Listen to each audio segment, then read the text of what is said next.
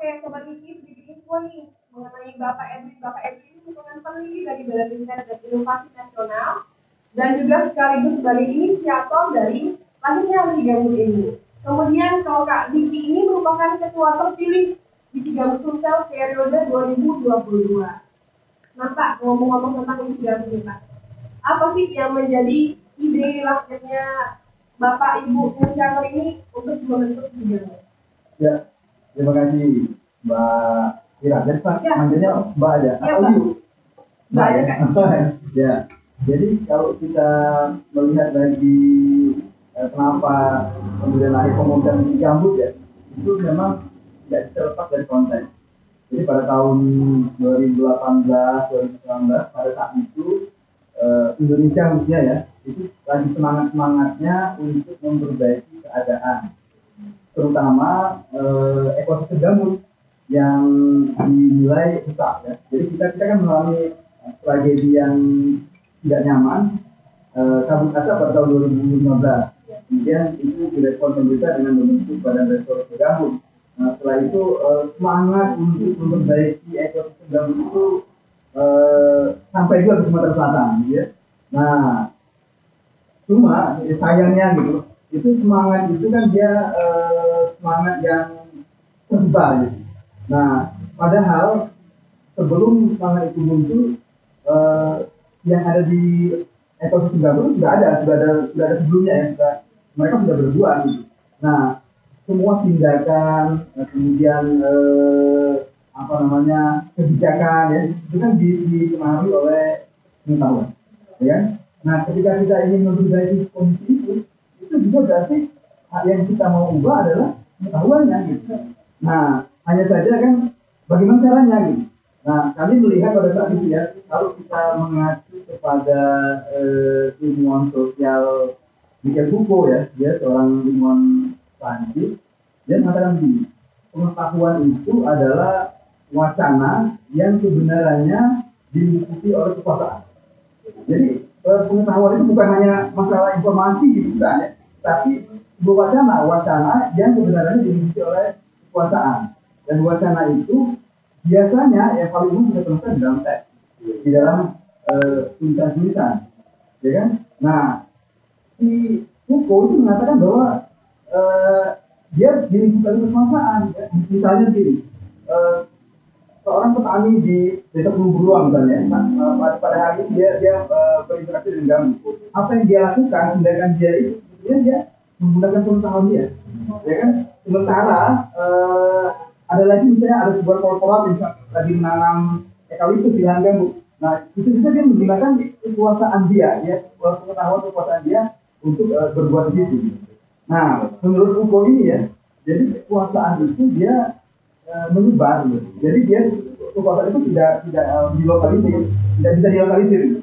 Jadi kekuasaan tidak identik dengan dia pemerintah gitu ya, dia bisa memaksakan sesuatu gitu, seperti negara komunis, dia bisa memaksakan sesuatu. Tapi ini kan kita enggak, tindakan-tindakan, kebijakan, kemudian kehendak untuk di lahan gambut itu semua dipengaruhi oleh sekali lagi pengetahuan yang tadi menurut itu kekuasaan dari pengetahuan itu dia tersebar. Nah, menyadari itu gitu ya, kami mencoba bagaimana nih semangat itu bisa kita gunakan sebagai energi untuk perubahan. Kemudian kami berinisiatif ya, ada waktu itu ada 9 orang nih Mbak Fira ya. Bagaimana cara menyatukannya itu gitu ya. Kita kemudian berpikir yang terbaik sepertinya kita membentuk komunitas sistemik. Komunitas sistemik itu sebetulnya komunitas yang berpikir ya, berpikir gitu. Yang dia akan meliputi semua kekuasaan tadi. Kekuasaan itu kan dia tidak hanya di pemerintah, tidak hanya di akademisi, tidak hanya di para peneliti, tidak semuanya termasuk teman-teman yang ada di petani yang ada di sekitar lahan gambut. Jadi itu yang ingin kita ajak untuk berekosistemik. Jadi mari kita berpikir bersama gitu ya. Tapi kita tersebar di banyak tempat dan biasanya hanya berkumpul pada saat momen tertentu saja gitu kan. Nah, kita ingin menyatukan itu, mengajak mereka semua membentuk komunitas di gambut waktu itu. Jadi konteks itu gitu yang pada saat itu ini kita tentukan khususnya di Sumatera Selatan. Jangan lupa di Sumatera Selatan ya itu lebih dari 1,2 juta hektar lahan gambut, ya kan? Dan kejadian 2019 berulang lagi di 2015 berulang lagi di 2019. Artinya ada sesuatu yang harus kita ubah melalui pengetahuan itu. Benar. Jadi kalau saya dengar tadi bapak ibu dari inisiatif itu ingin menyebarluaskan atau menampung pengetahuan agar bisa menjaga lahan yang sendiri, Pak ya? Ya, tapi awalnya sebetulnya kan karena perubahan ya. Ada yang ingin kita ubah ya. Nah, mengubah itu kan tidak mudah, bukan sebuah revolusi. Ya. Yang kita ingin ubah itu sebetulnya dari sisi pengetahuan. Kita ingin menawarkan alternatif. Seperti saya sampaikan tadi, kalau kita lihat kita mengacu ke Foucault itu wacana dominan sudah ada, wacana dominan pemanfaatan gambut sudah ada, ya kan? Misalnya di Sumatera Selatan yang dominan kan adalah pemanfaatan dengan melalui korporat ya, bukan tanaman atau begitu ya. Nah kita ingin menawarkan alternatif yang tidak harus merubah itu 100%, tidak harus mengubah itu menjadi balik lagi benar-benar ke semula, tapi paling tidak kita menjadi lebih bijak dalam mengelola gambut melalui pengetahuan. Dan tadi kayak di pengetahuan itu dia tersebar di mana-mana, gitu kan? Dan kita ingin membuat sebuah konvergen pengetahuan ya, yang nanti bisa menjadi alternatif. Dan orang misalnya ya, saya pada saat mau datang ke sini hadir ke podcast ini kan melalui pengetahuan. Saya tahu jalannya di mana, posisi yang tidak boleh dilalui atau tidak, gitu kan. Nah itu yang harus kita tawarkan. Pengetahuan itu yang nanti harus bisa bagaimana cara supaya bisa itu cepat didapatkan orang. Nah dan di gambut ini adalah jawabannya. Baik sekali dan sangat menarik sekali ya kalau kita dengar tujuan dari Bapak Ibu ini kata itu. Kalau misalkan dari Kak Diki ini selaku ketua Gambut, kenapa Kak bisa tertarik untuk bergabung di komisi ini? Ya, saya pribadi kalau terkait di bidang ini, pertama kali selesai itu di kegiatan satu ya. Nah, di kegiatan ini kan kami melaksanakan yang namanya IPM, inkubator peneliti budaya gambut.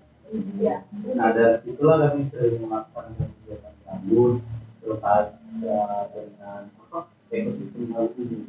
Karena yang saya tahu Pak ini gambut ini Pak, bentuknya kan cukup lama ya. Nah, tempat di sini juga Bapak tadi kan bahwasanya gambut ini sudah 2 kali terjadi kebakaran besar. Nah, ini kan kita kan kalau menunggu pertumbuhan gambut ini kan cukup lama, 3 sampai 4 tahun sampai Pak. Nah, itu kan cukup sulit kita kalau ingin mengubah gambut itu sendiri gitu Pak. Nah, sekarang saya berpikir bahwasanya itu kan anak muda gitu kan, kalau bukan kita siapa lagi gitu kan untuk melantarkan gambut ini, bukannya untuk merehabilitasi itu mungkin cukup waktu yang lama gitu Pak, tapi menjaga gambut yang masih ada gitu. Itu sih yang membuat saya tertarik di gambut ini gitu kan. Dari situ saya coba pelajari gitu kan, dan gambut ini terbentuk gitu kan, seperti yang didapatkan Pak Edi tadi bahwasanya dibentuk oleh banyak akademisi gitu kan, komunitas juga gitu kan, banyak ruang yang ada di dalam itu gitu kan. Kalau bisa teman-teman anak muda ini bisa berkecimpung di situ gitu Pak. Kalau saya pribadi itu Pak, terkait yang penyampaian Bapak tadi bahwasanya ide-ide ataupun informasi yang dikemas oleh teman-teman di mahasiswa di WIKI gitu kan, itu sih Pak, sayang sih informasi yang ada di lingkungan masyarakat atau di teman-teman disimpan saja gitu kan Pak, tidak dikembangkan untuk masyarakat di luar. Itu sih dari saya Pak. Baik, kalau pentingnya sekali ya, kita jarang nih ketemu anak muda yang masih bisa kali bukan Pak ya. Oke Kak, kalau kita lihat nih, kan sekarang di Gambut sudah berevolusi dari tahun 2015 atau apa ya? 2018. Oh 2015 ya, kemudian sudah dibentuk sedemikian rupa di Gambut 2022. Apa pandangan Pak Edi mengenai komunitas yang dijalankan saat ini? Ya, jadi kita harus membedakan juga ya antara komunitas Wiki Gambut dan Wiki Gambutnya. Ya, memang dia saling berkaitan. Nah, Wiki Gambut sendiri itu sebetulnya dalam konsepsi awal yang kita sebutkan dulu adalah pengetahuan yang mudah dan cepat untuk diakses oleh orang banyak. Terutama ketika gambut di Sumatera Selatan gitu. Bagaimana caranya orang supaya bisa mendapat informasi tentang gambut Sumatera Selatan itu secara cepat. Dan itu harus menggunakan media digital ya. Kalau media konvensional misalnya kita harus cari buku ya, cari jurnal itu kan biasanya terbiasa. Tapi kalau yang menggunakan digital, wiki itu harapan kita dengan mengadopsi cara berpikir yang Wikipedia, ya kita ingin bagaimana caranya pengetahuan itu bisa disajikan secara cepat, kemudian bisa mengajak orang juga untuk menambah pengetahuan itu dan bahkan menyuntingnya. Gitu ya. Nah itu bisa dilakukan oleh wiki. Gitu. Nah dalam hal ini karena kita konteksnya gambut, jadi kita sebut sebagai wiki gambut. Nah kemudian siapa yang akan mengisi? Nah itulah hubungannya dengan komunitas wiki gambut gitu. Jadi ini wiki gambutnya ini komunitas gitu ya, yang harusnya berperan untuk membangun wiki gambut gitu. Nah komunitas ini adalah komunitas yang eksklusif tadi. Dan saya senang sekali kalau komunitas yang berpikir ya, itu diisi oleh atau digerakkan oleh anak muda. Gitu. Jadi begitu nanti cita-cita kita itu sebenarnya nanti ada sebuah wiki ya, ada sebuah media yang bisa cepat untuk menyajikan dan bahkan mengajak orang berpartisipasi untuk menambah dan memiliki pengetahuan tentang gambut. Ini keren sekali ya teman-teman. Ternyata komunitas wiki gambut itu sudah terpikirkan oleh Bapak Ibu ini dengan sangat matang, kemudian dikemas kembali di bawah kepengurusan Kak Diki. Sampai saat ini, alhamdulillah komunitas wiki gambut telah bersinar, sedikit-sedikit sudah mengenakan sayapnya untuk menambah ilmu pengetahuan dengan menambah juga anggota untuk berkontribusi dalam penulisan wiki gambut ya Pak. Oke, kalau misalkan dari pandangan Kak Diki sebagai anak muda, gimana caranya Kak? Biar Kakak bisa meyakinkan agar anak muda itu bisa lebih peduli. Terima kasih Mbak. Nah, di sini kalau saya pribadi dari awal kegiatan di Gambut itu saya berkonsultasi juga dengan salah satu yang itu Pak Pura. Nah, beliau juga salah satu inspirasi saya dalam menjaga lingkungan juga. Karena dulunya saya salah satu juga anggota dari kelompok pemuda yaitu Lestari Pemuda. Nah, disitulah kami seringkali melaksanakan kegiatan-kegiatan terkait lingkungan. Nah, salah satu cara yang saya lakukan di Gambut ini juga merupakan sedikit besarnya mengadopsi kegiatan yang ada di Lestari Pemuda. Nah, yang mana kami beberapa bulan yang lalu atau beberapa minggu yang lalu juga saya melaksanakan wiki gambut di kampus. Nah, karena di sini saya berpikir bahwasanya untuk seperti yang Bapak sampaikan tadi juga, untuk cepatnya informasi diakses oleh masyarakat itu kan kebanyakan di sosial media, di internet. Nah, yang saya pikirkan itu yang banyak menggunakan sosial media kan anak-anak muda luar.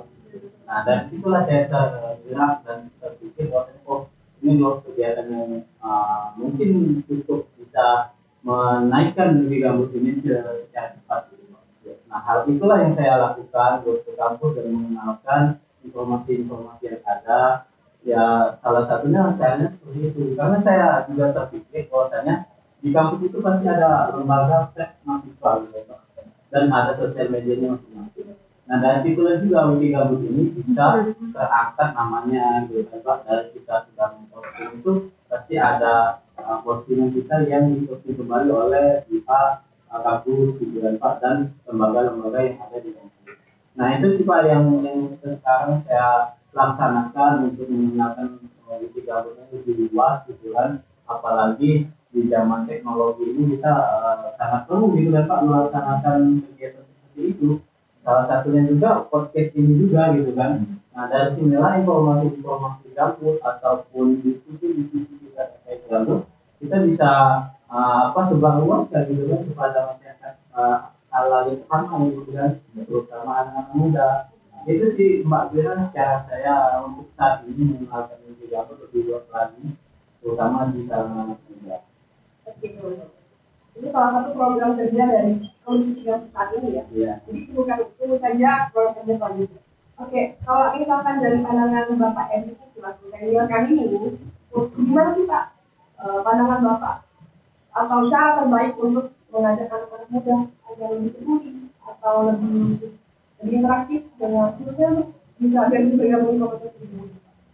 Ya, Yukira ya. Saya memanggil Yukira di soalnya, tapi saya Kak Diki. Oh, baik Pak. Yukira. Ya. Jadi memang tantangannya itu ya tentu bagaimana melibatkan orang, mengajak orang gitu. Nah, bagaimana saya sampaikan di awal, yang kita ingin bentuk itu kan sebetulnya komunitas Katolik, komunitas yang sipil. Nah, salah satu cara yang menarik ya, yang harusnya kita bisa tidak hanya go to campus ya, tapi juga go to rural gitu ya, kemudian go to company misalnya begitu kan, jadi kita mana aja, tapi nanti target kita bisa jadi anak muda ya, anak-anak muda yang mau diajak berpikir. Nah, caranya adalah kita memerdekakan diri. Memerdekakan diri dalam bahasa saya ini begini ya, kita mengacu ke Hegel ya. Hegel itu dia seorang ilmuwan juga, ilmuwan besar gitu. Dia menawarkan konsep dialektika. Dialektika itu artinya kita ya harus masuk ke dalam sebuah komunitas yang mau berdebat, ya, mau berbeda pendapat, mau berbeda pandangan. Karena kalau cuma satu pandangan ya tidak menarik, ya, tidak menarik, atau justru perubahan yang kita kehendaki dari ekosistem gambut tadi tidak terjadi. Karena ya wacana dominannya itu aja, gitu. Wacana dominannya yang saat ini terjadi, misalnya gambut bisa manfaatkan dengan begini ya, tidak ada afirmatif, tidak ada seperti yang dikatakan Hegel. Harusnya kan ada tesis ya, ada tesis, ada kebenaran yang dianggap orang saat ini adalah benar, kemudian ada antitesis. Ada antitesis itu ada yang mencoba melawan, bukan melawan ya, tetapi menawarkan asal hukum harusnya tidak begini. Bisa juga kita dengan begini mengelola gambut. Ya. Nah itu perbedaan pendapat artinya kan. Nah ketika perbedaan pendapat itu ketemu, apalagi antara anak muda, ya kan biasanya kan orang muda disuruh itu ya, perdebatannya gitu ya, jadi semangat. Nah nanti akan terjadi dialektika. Dialektika itu nanti membentuk sintesis. Ya. Jadi ini ada tesis, ada antitesis ya, dia membentuk sintesis gitu. Jadi kita mau ini, tapi kalau dia nggak pernah ditemukan, nggak membentuk sebuah komunitas ya, yang berbeda-beda tadi, yang kekuasaannya juga berbeda-beda, ya sulit. Oleh karena itulah salah satu yang harus kita tawarkan di gambut itu adalah kita bisa bebas untuk berbeda pendapat, bebas untuk berdebat. Ya. Warna kita adalah warna yang bukan satu warna, tapi berwarna-warni gitu ya. Jadi dari itu ada anak muda gitu. Anak muda kan dia memang mencari diri ya, tapi warna-warni itu justru yang memperindah, yang akan nanti bisa menguatkan isi gambut ini.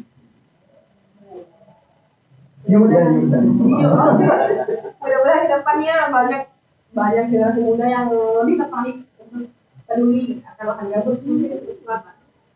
Oke Pak, kalau gitu saya ingin tanya nih Pak, harapan untuk komunitas gambut dan generasi muda. Ya, kalau harapan itu banyak sekali ya. Saya berharap banyak ke generasi muda ya. Karena generasi muda itu kan selalu disebut sebagai agensi ya, agen gitu. Dan ada juga yang disebut sebagai agen perubahan. Dan pasti tidak salah ya, agen perubahan itu.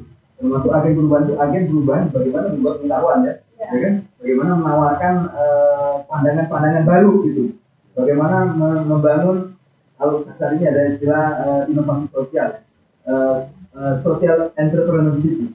Nah, di situ kan sebetulnya yang dibutuhkan untuk mencapai itu ya, sesuatu yang baru, gagasan baru, ya, ide baru yang nanti ditawarkan melalui Wikigamu itu. Betul Wikigamu sendiri sebenarnya ide baru ya. Jangan lupa itu.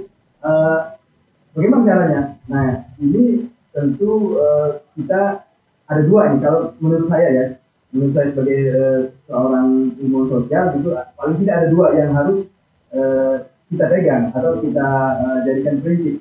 Yang pertama jaringan, ya. Jadi yang pertama itu yang utama sekali ya. Karena tadi kekuasaan itu ada di mana-mana menurut Foucault ya. Ada di petani gitu. Mereka berbuat saat ini berdasarkan pengetahuan dia, ya kan? Ada di teman-teman akademisi yang rajin menulis jurnal misalnya, ya. Itu dia berbuat berdasarkan kuasanya dia, gitu. Nah itu kan tersebar banget, gitu kan? Nah kita yang kita usahakan adalah kita membentuk jaringan. Itu semuanya, goto kampus ya kan? Goto rural ya kita lakukan ya. Saya yakin teman-teman dengan tadi program sebagai program yang ke desa-desa juga melakukan itu. Nah, membentuk jaringan itu adalah sebuah kunci untuk tadi salah satunya mencapai ke arah dialektika gitu ya. Membentuk jaringan. Nah, yang kedua yang tidak kalah pentingnya untuk menjaga semangat ya, karena kita adalah komunitas, itu adalah kita respect. Ya, jadi kita sekali lagi respect itu terutama respect terhadap perbedaan pendapat. Ya. Terhadap tidak boleh anak muda merasa paling benar. Kemudian juga orang lain juga tidak boleh merasa paling benar, karena tadi kebenaran itu kan ada di mana-mana. Ya. Kebenaran itu ternyata betul ya. Kebenaran itu nggak bisa kita nggak bisa kita isolasi ya. Dia ada di mana-mana, karena bahkan kalau yang tadi Foucault ya, pada saat yang meneliti tentang napi di penjara ya, itu kebenaran si napi di penjara itu ada gitu ya. Padahal dia penjara gitu. Nah, jadi tadi paling tidak ada dua itu ya. Kalau menurut saya yang bagaimana menggerakkan ini terutama untuk anak-anak muda. Kira ya. Tadi yang pertama adalah jaringan, yang kedua adalah respect ya. Nah, respect itu prinsip gitu ya. Karena tanpa itu kita nggak bisa hidup. Dialektika juga nggak akan jalan tanpa ini ya. Baik. Terima kasih Pak. Kalau dari Kak Diki nih, kelompok komunitas apa nih pesan untuk anak muda dan komunitas? Ya, terima kasih. Kalau saya pribadi itu benar sih pendapat dengan Pak Edi juga, karena kita berasal itu bisa mengerti banyak pandangan itu dari respect terhadap orang lain. Nah dari situ juga ya kita harus bahwasanya tidak memaksakan dari pendapat kita juga mendengarkan pendapat orang lain. Nah itulah bisa terjadi terjalin sebuah komunikasi yang itu bisa tercetus menjadi sebuah pilihan.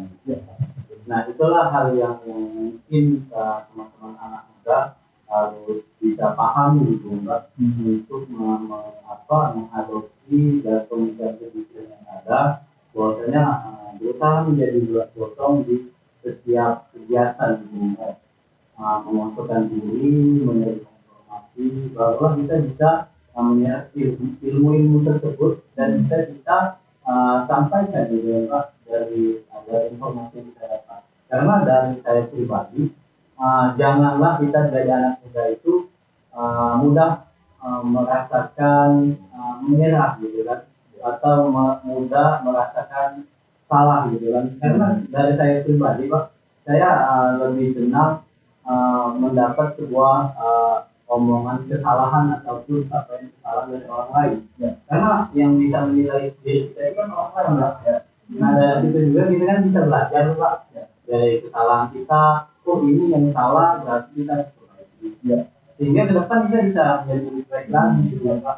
Nah sekarang yang saya perhatikan, anak-anak muda ini seringkali minder gitu Pak dengan kemampuan yang dia miliki. Padahal manusia ini kan tercipta dengan berbeda-beda gitu Pak. Informasi berbeda-beda, pengetahuan itu juga berbeda-beda dengan ilmu yang dia miliki. Nah, sekarang saya berharap sih untuk anak-anak muda agar saya bisa menyampaikan apa yang mereka ingin sampaikan dan percaya diri dengan ilmu yang mereka miliki gitu kan. Karena dari situlah kita bisa berkembang ke depan gitu kan Pak, bisa menatap masa depan lebih baik lagi. Kalau saya sih seperti itu sih Mbak, pesan kepada anak-anak muda, lebih percaya diri dengan kemampuan yang mereka miliki. Karena apa yang kita miliki belum tentu orang miliki, apa yang orang miliki belum tentu kita juga miliki. Itu sih yang saya. Ya itu kalau saya bisa itu ya menanggapi sedikit yang disampaikan oleh Kak Diki itu yang menarik itu sebetulnya. Jadi itu bisa jadi prinsip ketiga. Prinsip ketiga itu adalah berani salah. Nah berani salah ini ya energi besar yang dimiliki oleh anak muda. Iya benar. Ya. Karena kalau orang yang bukan lagi anak muda ya, kalau anak muda sebetulnya tanda kutipnya semangat ya artinya ya. Bisa jadi yang umurnya di atas 50 ya anak muda kalau dia berpikir semangat dan berani salah tadi ya kan. Karena kebanyakan orang ya awam itu dia jadi benar. Tidak boleh salah. Ya, tidak mau disalahkan. Ya. Jadi karena apa? Karena orang yang dia mereka harapkan kan pujian ya. Sanjungan. Kalau di media sosial yang mereka harapkan naik ya. Semakin banyak like itu akan menyenangkan diri gitu. Nah di komunitas Wiki Gambut itu sedikit berbeda, bahkan berbeda tadi harus dan salah. Jadi karena apa? Yang nggak boleh itu misalkan bohong ya. Kalau salah itu wajar gitu. Apalagi komunitas itu komunitas gitu. Salah tidak masalah. Jadi kalau kita misalkan mulai menulis kemudian salah, itu tidak masalah sama sekali tidak masalah. Semua orang mengalami itu. Anak muda harus mengalami itu juga. Anak muda harus mengalami caci, dihina ya, disalah-salahkan tidak masalah itu, ya kan? Begitulah kita menjadi dewasa, ya kan? Kita menjadi bisa berkembang itu ketika kita berani salah, ya kan? Tapi kalau berani benar ya semua orang ya ingin benar Pak. Gitu. Jadi menarik saja bisa mengatakan. Jadi ada 3 poin nih, sahabat itu. Ada jaringan, ada respect dan berani salah. Itu adalah 3 poin penting agar kita bisa menjadi lebih baik. Oke Pak, terima kasih banyak nih Pak untuk Pak Edwin dan Kak Diki. Terus karya bincang kita pada hari ini. Sedikit saya simpulkan, jadi Sobat Diki sebagai manusia yang cerdas dan berilmu dan juga sebagai generasi muda, perlu adanya kesadaran lebih untuk mencintai lingkungan agar dapat menjaga lingkungan yang lebih luas lagi. Khususnya menjaga dan mengelola gambut di Sumatera Selatan. Mudah-mudahan bincang-bincang kita pada hari ini dapat menjadi informasi tambahan dan gambaran kita timbulnya ketertarikan generasi muda untuk menyayangi lingkungan kita, khususnya gambut Sumatera Selatan.